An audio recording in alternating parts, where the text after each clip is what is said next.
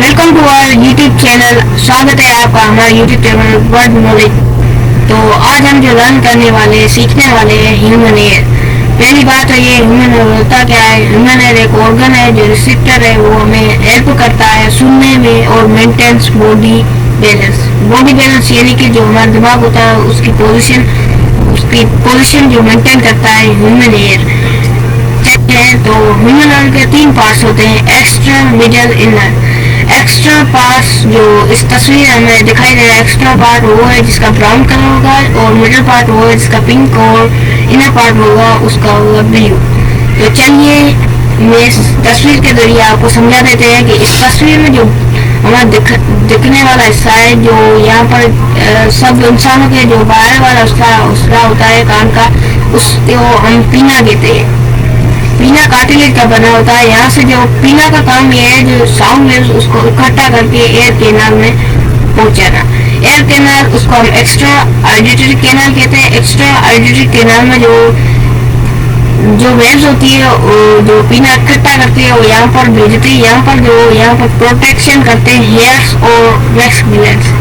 Hairs में जो आती है, हेयर्स जो डस्ट पार्टिकल्स को रोकते हैं, और वैक्स जो डस्ट पार्टिकल को इकट्ठा कर खुद में चिपका देते हैं।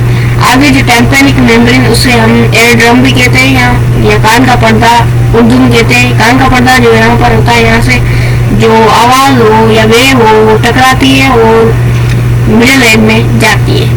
यहाँ से मिडल एयर शुरू होता है। मिडल एयर यहाँ पर 3 हड्डियाँ होती है, जिसको स्टेपिस, मेलियस और इनकस कहा जाता है। स्टेपिस, मेलियस और इनकस, इसका नाम आपको याद रखना है, स्टेपिस, मेलियस और इनकस।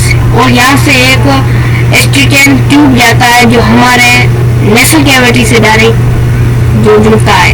यहाँ से एस्ट्रिकेन ट्यूब का यानी कि वो हमारे नेसल कैविटी से जाके जुड़ता है। यहाँ पर जो 3 हड्डियाँ होती है, जब टेम्पेनिक मेम्ब्रेन को आवाज लगता है तो ये मूवमेंट करती है और 3 हड्डियों को मूवमेंट कराती है। जब 3 हड्डियां मूवमेंट करती है तो हमारी जो कोचिलिया है वो इनर एयर में होती है। तो यहाँ पर 3 हड्डियां जो कोचिलिया अंदर फ्लूइड होता है, जैसे भी ये मूवमेंट करती है तो कोचिलिया के अंदर जो फ्लूइड होता है वो भी मूवमेंट करता है, जिसके जरिए वेव्स बनती है। वेव्स के जरिए हमारे को जो साउंड जो प्रोड्यूस होता है, और ये जो वेस्टिब्यूल्स होते हैं, यहाँ पर जो वेस्टिब्यूल कोचिलियर नर्व, वेस्टिब्यूल से कोचिलियर नर्व जुड़ी होती है, वहाँ से जो इम्पल्स होता है, पैगाम, वो वहाँ से दिमाग तक पहुँचता है। जो इनर एयर है, इसका 3 पार्ट्स है, सेमीसर्कुलर कैनाल, वेस्टिब्यूल्स और कोचिलिया। कोचिलिया का हमने आपको काम बता दिया, सेमीसर्कुलर कैनाल और वेस्टिब्यूल्स। चलिए थे आगे।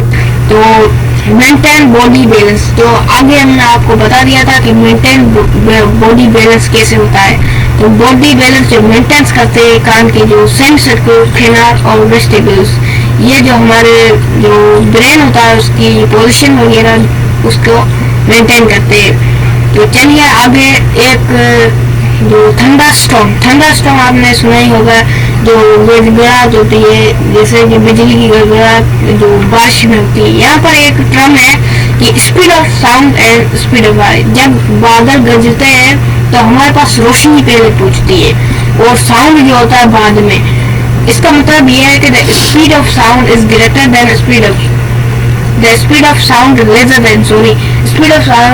Then light. Speed of light जो पहले इसलिए पहुंचती है कि स्पीड ऑफ लाइट इज बहुत तेज होती है और वो साउंड से तेज होती है, फिर हमारे को साउंड सुनाई। Thanks for watching video. Thank you. Please like and subscribe and click on bell icon for next video. Thank you so much, my dear.